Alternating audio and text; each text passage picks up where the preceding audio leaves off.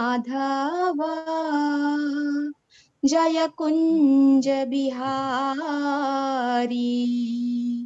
जय राधा माधव जय कुंज बिहारी जय गोपी जनवल्लभा जय गिरिवरधारी जय गिरिवरधारी जय गोपी जनवल्लभा जय गिरिवरधारी जय गिरिवरधारी यशोदानन्दन व्रज जनरञ्जन यशोदानन्दन व्रज जनरञ्जन यशोदानन्दन व्रज जनरञ्जन यशोदानन्दन व्रज जनरञ्जन यशोदानन्दन व्रज जनरञ्जन यमुना तीरावनचारी यमुना तीरावनचारी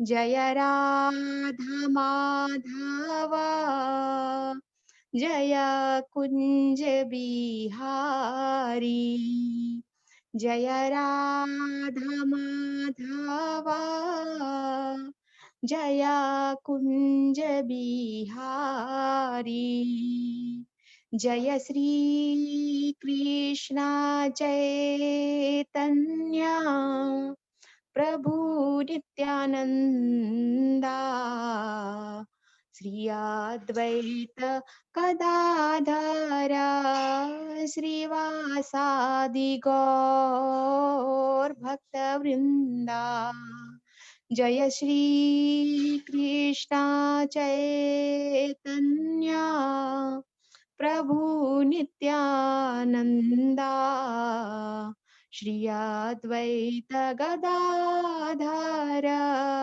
श्रीवासादि गौर भक्त वृंदा जय श्री कृष्ण चैतन्य प्रभु नित्यानंदा श्री अद्वैत गदाधर श्रीवासादि गौर भक्त वृंदा हरे कृष्णा कृष्णा कृष्णा हरे हरे हरे राम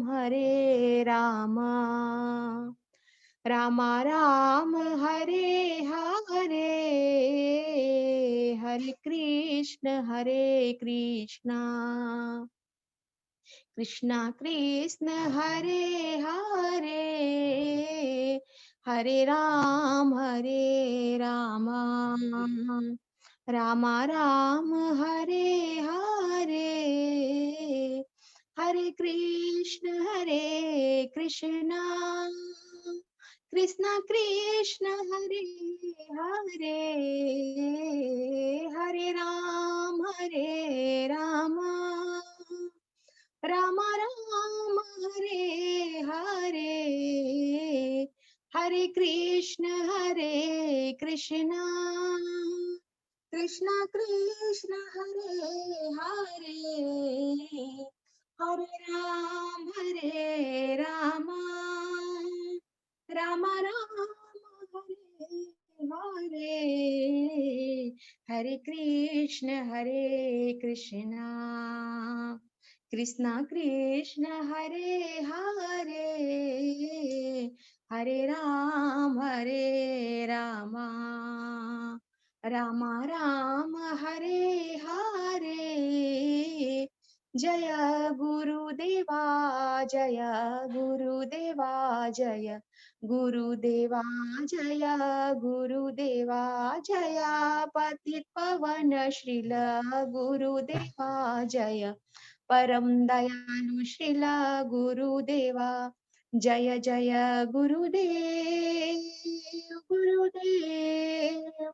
गुरुदेव जय श्रील गुरुदेव गुरुदेव गुरुदेव गुरुदेव गुरुदेव जय प्रभुपदा जय प्रभुपदा जय प्रभुपदा जय प्रभुपदा जय जगद्गुरु श्रीला प्रभुपदा जय भक्ति वेदांत स्वामी प्रभुपदा जय जय प्रभुपाद प्रभुपाद प्रभुपाद जय श्रीला प्रभुपाद प्रभुपाद प्रभुपाद प्रभुपाद प्रभुपाद जय गौरनिताई जय गौरनिताई जय गौरनिताई जय गौरांगा निताई निताई गौर हरि बोल हरि बोल हरि बोल निताई गौर हरि बोल हरि बोल हरि बोल हरि बोल हरि बोल हरि बोल हरि बोल हरि बोल हरि बोल। श्री श्री राधा माधव की जय, श्रील हरे प्रभुपाद की जय, श्रील गुरुदेव की जय, अनंत कोटि वैष्णव वृंद की जय, निताई गौर सीतानाथ प्रेमानंदे हरि हरि बोल। हरि राम संकीर्तन महायज्ञ की जय। हरे कृष्णा। हम लोग अभी अब मंगलाचरण पढ़ेंगे। ओम ज्ञानतिमिरान्धस्य ज्ञानाञ्जनशलाकया चक्षुरुन्मीलितं येन तस्मै श्रीगुरुवे नमः। नारायणं नमस्कृत्यं नरं चैव नरोत्तमं देवीं सरस्वतीं व्यासं ततो जयमुदीरये। नष्टप्रायेषु अभद्रेषु नित्यं भागवत सेवया भगवती उत्तमश्लोके भक्तिर्भवति नैष्ठिकी। निगमकल्पतरु गलितं फलं सुखमुखाद अमृतद्रव संयुतं पिबत भागवतं रसमालयं मुहुरहो रसिका भुवि भाविका। मूकं करोति वाचालं पङ्गुं लङ्घयते गिरिं यत्कृपातमहं वन्दे श्रीगुरो दीनतारिणम्। श्रीपरमानन्दमाधवं श्रीकृष्ण चैतन्य ईश्वरं कृष्णाय वासुदेवाय देवकी नंदनाय च नन्दगोपकुमाराय गोविन्दाय नमो नमः। नमः पङ्कजनाभाय नमः पङ्कजमालिने नमः पङ्कजनेत्राय नमस्ते पंकजांग्रहे।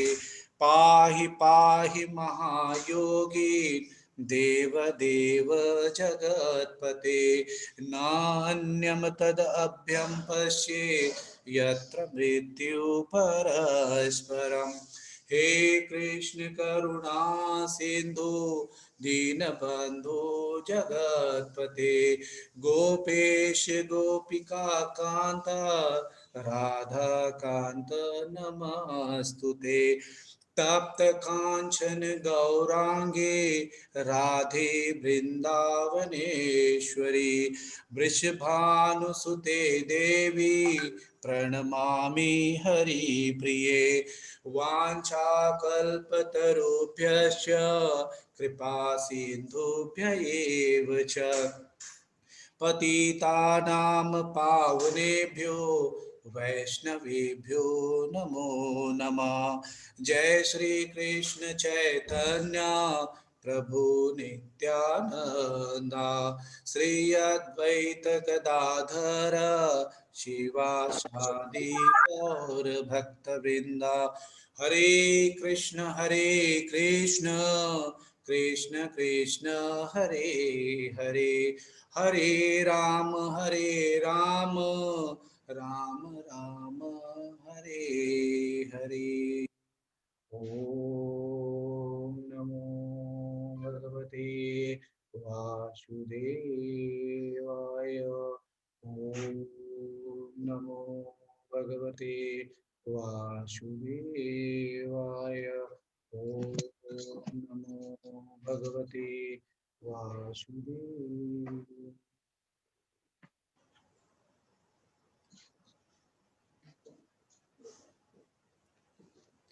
हरे कृष्णा हरे बोल।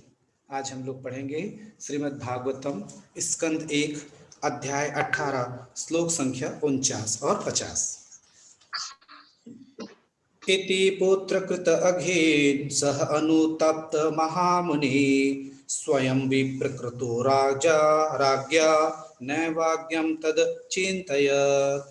इति पुत्रकृत अघेन सह अनुतप्त महामुनि स्वयं विप्रकृतः राज्ञा न एव अधम तत् अचिन्तयत्।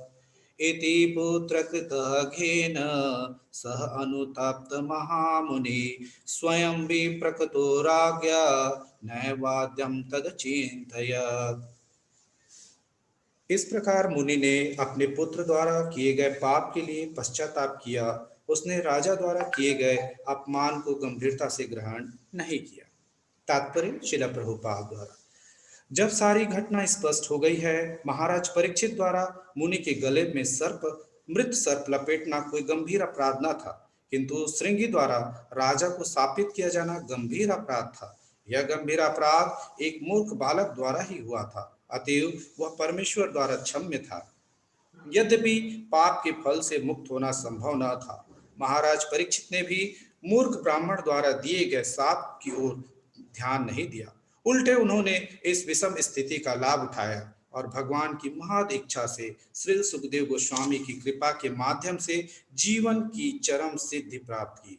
वास्तव में यह भगवत इच्छा ही थी और इस इच्छा पूर्ति में महाराज परीक्षित, ऋषि शमिक तथा उनका पुत्र श्रृंगी ये तीनों निमित्त मात्र थे। अतएव इनमें से किसी को कठिनाई नहीं हुई, क्योंकि हर काम परम पुरुष के संबंध में किया गया था। श्लोक संख्या 50। प्रायशः साधवो लोके परैर्द्वन्द्वेषु योजितः न व्यथन्ति न हृष्यन्ति यत् आत्मगुणाश्रयः।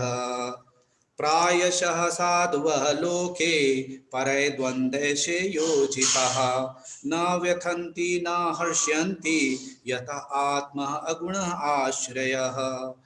प्रायशः साधवः लोके परैर्द्वन्द्वेषु योजितः न व्यथन्ति न हर्षयन्ति यत् आत्मा अगुणः आश्रयः। अनुवाद एवं तात्पर्य श्रील प्रभुपाद द्वारा। जय श्रील प्रभुपाद। सामान्यतः आध्यात्मवादी अन्यों द्वारा संसार के द्वंद्वों में लगाए जाने पर भी व्यथित नहीं होते, न ही वे सांसारिक वस्तुओं में आनंद लेते हैं, क्योंकि वे अध्यात्म में लगे रहते हैं। तात्पर्य, अध्यात्मवादी जन ज्ञानी योगी तथा भगवत भक्त होते हैं। ज्ञानियों का लक्ष्य ब्रह्म में तदाकार होने की सिद्धि प्राप्त करना होता है। योगी सर्वव्यापी परमात्मा की अनुभूति करना चाहते हैं और भक्तगण भगवान के व्यक्तित्व की दिव्य प्रेममयी सेवा में लगे रहते हैं। चूंकि ब्रह्म, परमात्मा तथा भगवान एक ही दिव्यता की विभिन्न अवस्थाएं हैं, अतएव ये सारे अध्यात्मवादी प्रकृति के तीनों गुणों से परे होते हैं। भौतिक सुख दुख तीनों गुणों के प्रतिफल हैं, अतएव ऐसे सुखों दुखों के कारणों से अध्यात्मवादियों को कोई सरोकार नहीं रहता। राजा भक्त थे और ऋषि योगी थे, अतएव दोनों ही परमात्मा की इच्छा से उत्पन्न हुई इस दुर्घटना से अलिप्त थे। खेलने की उम्र वाला बालक भगवान की इच्छा पूर्ति में निमित्त मात्र था। इस प्रकार श्रीमद् भागवत के प्रथम स्कंद के अंतर्गत ब्राह्मण बालक द्वारा महाराज परीक्षित को शाप नामक 18वें अध्याय के भक्ति वेदांत तात्पर्य पूर्ण हुआ। हरे कृष्णा हरि बोल।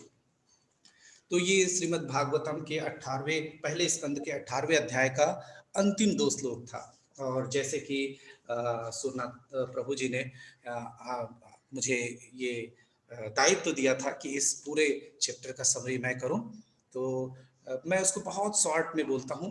रंगनी गोपिका देवी दासी माता जी ने बहुत सुंदर अपने प्रवचन में, जो कि इसी तरीके से शुक्रवार को होता है, उसमें बहुत सुंदर तरीके से बताया था कि राजा कैसे परम योद्धा थे और एक सामान्य जीव की के शिकार के लिए गए थे जंगल पे, और उस शिकार का पीछा करते करते करते करते उस जीव ने राजा को बहुत थका डाला था।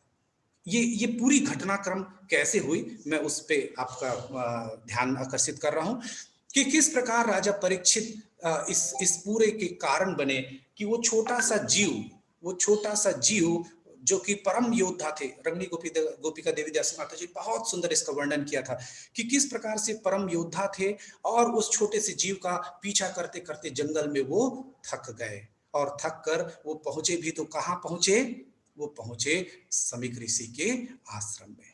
समीक ऋषि के आश्रम में जाते हैं और वहां देखते हैं वो बहुत भूखे और प्यासे रहते हैं, उनके जल की अपेक्षा होती है। ऋषि से इतना वो अपेक्षा करते हैं कि राज्य के वो राजा हैं तो उनके द्वारा उनको इतना जल तो प्रदान निश्चित रूप से किया जाएगा। किसी प्रकार का अतिथि सत्कार न देखकर राजा दुखी होते हैं, अपने आप को अपमानित महसूस करते हैं और एक मृत जो सर्प है वो समीक ऋषि के गले पे डाल देते हैं।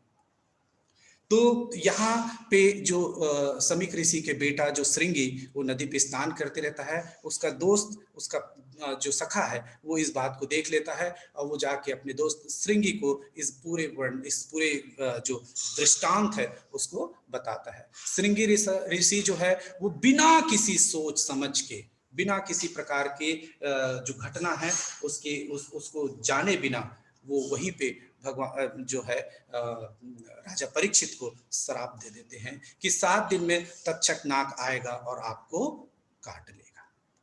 तो इस पूरे इसमें इसी प्रकार का पूरा जो है बताया गया था कि किस प्रकार से क्या क्या हुआ। यहाँ पे जो बहुत सुंदर एक बात निकल के आती है कि तीन तीन इसके कलाकार निकले, एक तो समीक ऋषि हुए, दूसरे श्रृंगी हुए और तीसरे राजा परीक्षित। तो भगवान यहाँ पे मुनि, यहाँ पे प्रभुपाद जी बहुत सुंदर शब्द यहाँ पे जो है उसमें लिखा हुआ है, और वो क्या लिखा है, महामुनि। महामुनि किसके लिए यूज किया गया है ये शब्द उपयोग किया गया है समीक ऋषि के लिए। समीक ऋषि महामुनि थे।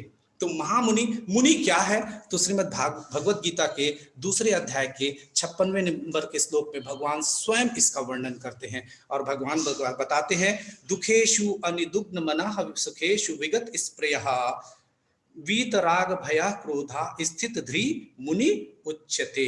जो त्रय तापों के होने पर भी मन में विचलित नहीं होता अथवा सुख में प्रसन्न नहीं होता और जो आसक्ति भय तथा क्रोध से मुक्त है वह स्थिर मन वाला मुनि कहलाता है। तो देखिए भगवान यहाँ पे एक मुनि का वर्णन कर रहे हैं कि उसका व्यवहार कैसा होना चाहिए, और निश्चित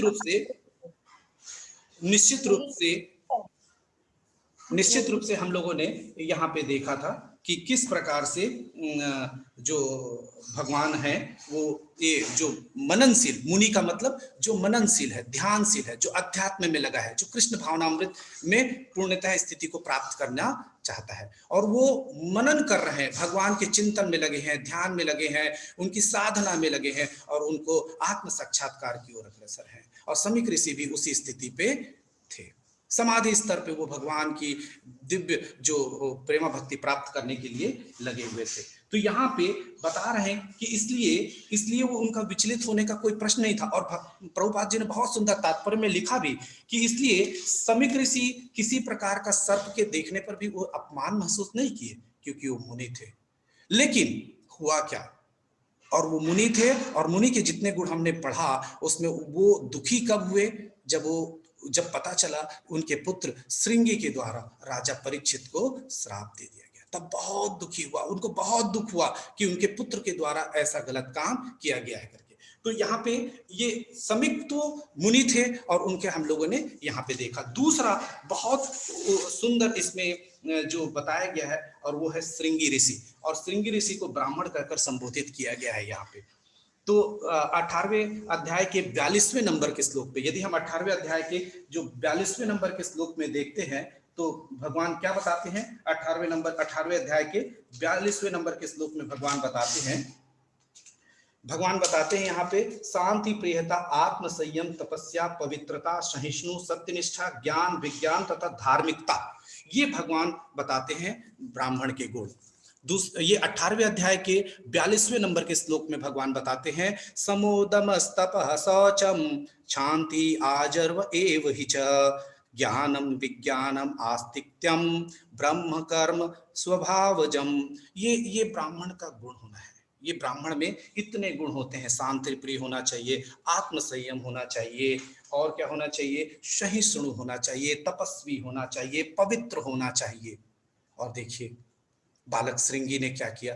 बालक श्रृंगी में आत्म संयम भी नहीं हुआ, और वो किसी भी प्रकार से, पहले के श्लोकों में हमने बहुत सुंदर देखा कि किस प्रकार से वो किसी प्रकार से अपने जो बड़े हैं उनका उनका मार्गदर्शन नहीं लेते। इतना बड़ा काम करने जा रहे थे, वो राज्य के चक्रवर्ती सम्राट राजा परीक्षित को श्राप देने जा रहे थे, और एक बार भी विचार नहीं किया उन्होंने।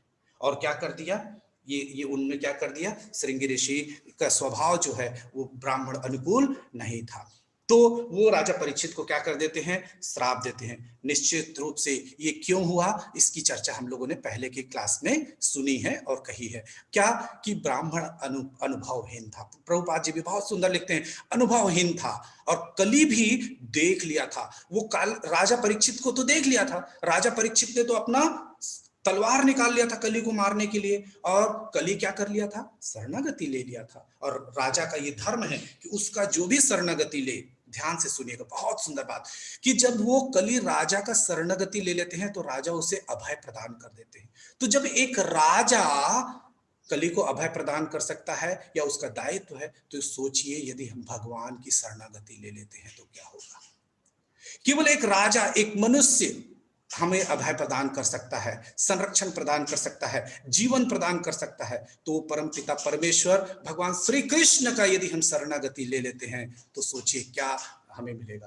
तो ये इन श्लोकों से हमें ये बहुत सुंदर सीखने को मिल रहा है। और भगवान इसीलिए तो कहे 700 श्लोक में एक श्लोक सबसे इंपॉर्टेंट, सर्वधर्म परित्यज्यम मामेकम शरणम व्रजम अहम त्वं सर्व पापेभ्यो मोक्षयिष्यामि मा शुचः। भगवान बोल रहे हैं मैं तुम्हें सब पापों से मुक्त कर दूंगा, मा शुचः, बिल्कुल चिंता मत करो।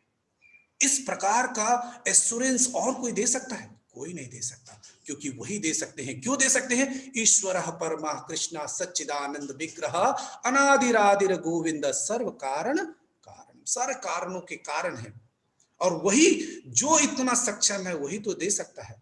क्योंकि और किसी को देंगे तो वो फिर किसी चीज के लिए, जैसे हम लोग अपने जो मालिक है यदि उससे कोई पूछ के जाते हैं तो और किसी को कुछ बताने की जरूरत नहीं पड़ती। फोरमैन को, सुपरवाइजर को, इंजीनियर को, किसी को कुछ बोलने की जरूरत नहीं, अपने एचओडी को बताने की जरूरत नहीं है यदि हमने डीन से परमिशन ले लिया है।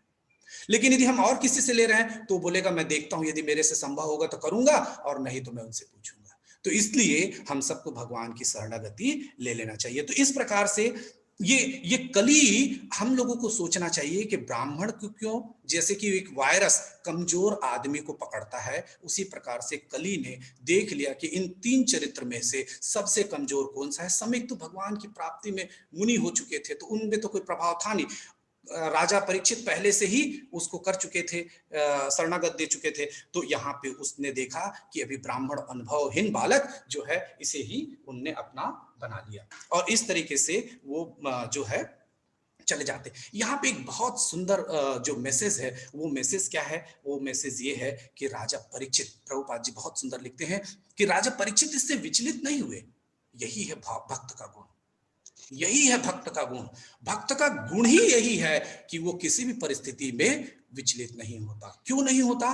क्योंकि जो अच्छा मिलता है उसे भगवान की कृपा मानता है, जो कुछ भी उसे अच्छा प्राप्त होता है उसे भगवान की कृपा के रूप में स्वीकार करता है, इसलिए उसमें अहम भाव नहीं आता। और जब कभी उसके साथ कोई बुरा होता है तो समझ जाता है कि भगवान की कोई लीला है, भगवान की कोई इच्छा है, और भगवान की इच्छा की पूर्ति के लिए उसे सहज स्वीकार कर लेता है। और यहाँ पे भी राजा परीक्षित परम भक्त थे भगवान के, जिनको कि भगवान इस भवसागर में आने से पहले भगवान श्री कृष्ण का दर्शन प्राप्त हो गया था। और ये सब आपको सुंदर पता है कि ब्रह्मास्त्र छोड़ दिए थे, और क्या हुआ था, क्या हुआ था, दौड़ के जो उत्तरा है वो भगवान श्री कृष्ण के पास आती है। पाहि पाहि महायोगिन देव देव जगतपते करके भगवान को पुकारती है, हे भगवान मेरी रक्षा कीजिए। जो द्रौपदी ने की था, जो गलती की थी, वो उत्तरा ने गलती नहीं की। द्रौपदी ने क्या गलती की थी? जब उसे निर्वस्त्र कर रहे थे तो वो पहले राजा की ओर